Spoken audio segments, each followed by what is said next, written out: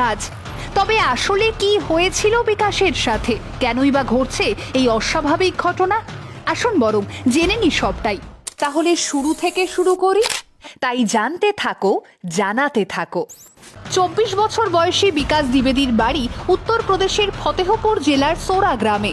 বিকাশ চিত্রকূট হনুমানজির দর্শন সেরে গত 30শে মে নিজের বাড়িতে ফেরেন।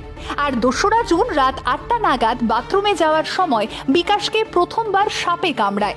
এরপর বিকাশকে পাশেরই একটি হাসপাতালে নিয়ে যাওয়া হয় এবং সেখানকার চিকিৎসায় সুস্থ হয়ে ওঠেন বিকাশ। কিন্তু আবারও 9 জুন বিকাশকে সাপে কামড়ায়। আর এরপরই যথারীতি আতঙ্কিত হয়ে পড়ে বিকাশের পরিবার, যদিও এবারেও প্রাণে বেঁচে যান বিকাশ। এরপরই বিকাশ এক অদ্ভুত স্বপ্ন দেখেন, যে সাপটি বিকাশকে কামড়েছিল সেই সাপটি নাকি তৃতীয়বার তাকে কামড়ানোর আগে স্বপ্নে সাবধান করে যায়। স্বপ্নে সাপটি বিকাশকে জানায়